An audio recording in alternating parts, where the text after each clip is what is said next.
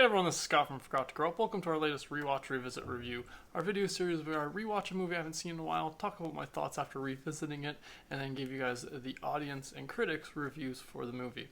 So today I'm going to be talking about Bad Boys 2 from 2003, starring Will Smith and Martin Lawrence. The Bad Boys are back, and I decided to rewatch this one because they are actually back for a third installment with Bad Boys for Life, which I have seen in theaters, and I'll be sure to link that review up in the top corner down there. But anyways, today I'm talking about revisiting and rewatching Bad Boys 2. And so Bad Boys 2, we see the Bad Boys are back, and this time they're investigating the flow of ecstasy into Florida, into Miami particularly, and they end up getting into the usual bad boy shenanigans along the way. We meet Marcus's sister in this one, and she's a DEA agent who's undercover, and that leads to a whole lot of problems, which leads to a big old action scene, or big old action sequence in the at the end of the movie, which I still kind of love, even though it doesn't technically make sense in the real world. It's like that would start a big diplomatic problem. But anyways, we're not talking about that. We're talking about rewatching, revisiting, and reviewing Bad Boys 2.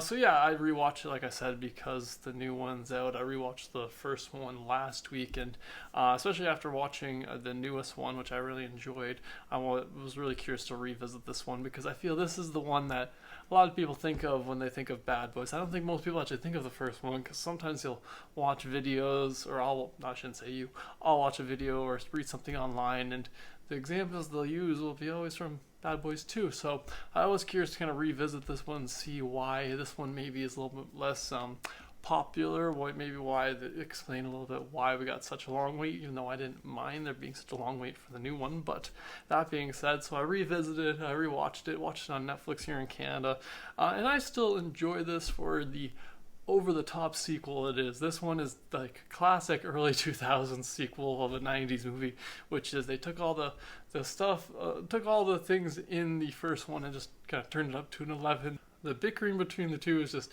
even more. There's more action, it's bigger, there's more drugs, there's more ladies without their clothes on. There's a lot more Michael Bay in this one in a sense, and so I get why, after rewatching it, this is the one that I think has left the impression on most people's mind of what Bad Boys kind of is, and in particular what Michael Bay's contributions to it was, which was a lot of, kind of cliche Michael Bay things that I won't talk too much about in this video. But that being said, this movie has a particular fond spot. The Bad Boys movies, pretty much any Will Smith action movie from before the 2010s, so like the early 2000s and the 90s.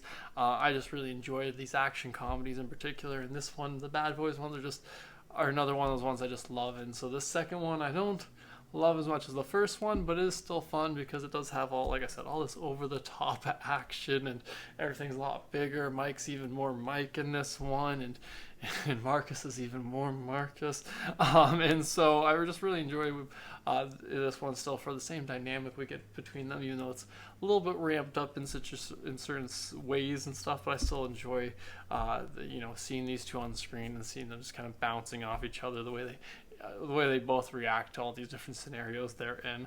I did notice on this one's a little long, particularly for just a regular action film. This felt like this is about the same length as a Transformers movie, which is like, yep, this is where you started with it in Michael Bay, wasn't it? But that being said, I still don't mind it that much, but yeah, it is a little long, but that's because they have that whole Cuba thing at the end. But I still love it. I still don't mind watching it. It's still a fun thing to throw on a weekend morning while you're running around the house doing other things, laundry. I was folding laundry. But yeah, so I still overall really enjoyed my revisit and rewatch of Bad Boys 2. So yeah, I was curious to see though what the actual critics and audience ratings for this were, what their reviews were for this.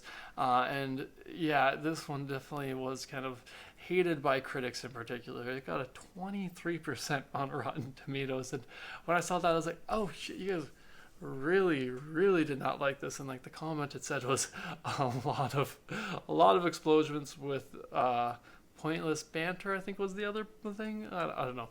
The critics did not like this, as you can definitely tell, and I can't, like I said, there was I wouldn't have necessarily giving it this low of thing, but as a critic, I could see where they, would hate on certain things and certain plot elements and certain things that, like I said, Michael Bay's kind of famous for.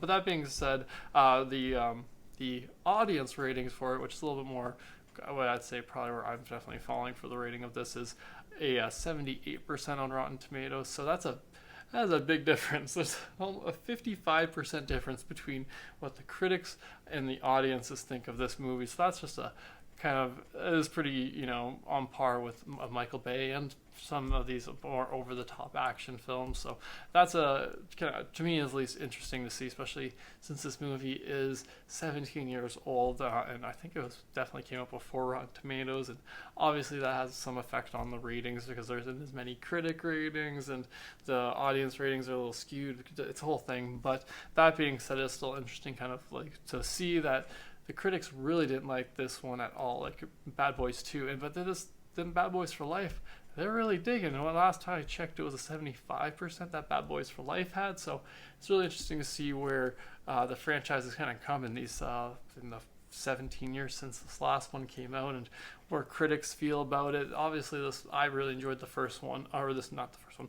Well, I did enjoy the first one, but this new one I really enjoyed, and so I definitely understand what the critics enjoyed it more. But that being said, I'm still a little like, oh, you guys couldn't give this at least a 50? Come on, it's good. It's not bad. It's not 23, but I guess the critics are allowed their opinions, I suppose. But yeah, that's pretty much all my thoughts on Bad Boys 2. A lot of these thoughts kind of cross over with the first Bad Boys, and then a lot of it just kind of revolving around the fact that I just love seeing Will Smith and Martin Lawrence and their dynamic on screen. I could probably watch them really do almost anything as long as there's some kind of shenanigans involved between them with them. So, but that being said, it was a fun rewatch and a fun revisit. I probably won't revisit this one in particular that soon. I did watch, upon rewatching this one, I didn't realize I watched this a lot when I was in high school, like a lot, probably an inappropriately amount, a lot. But that being said, I will probably revisit this sometime in the future if they decide to make a Bad Boys 4 or Bad Boys for Life 4, Bad Boys 4 for Life. If they do another sequel, I'll definitely probably revisit it then, or sometime in the future again. But yes, that's all my thoughts on this rewatch revisit review of Bad Boys 2. Be sure to let me know in the comments below your thoughts on Bad Boys 2, and if you have checked out Bad Boys for Life in theaters. Thanks again for joining me today. Subscribe to if you haven't already, and have a good one.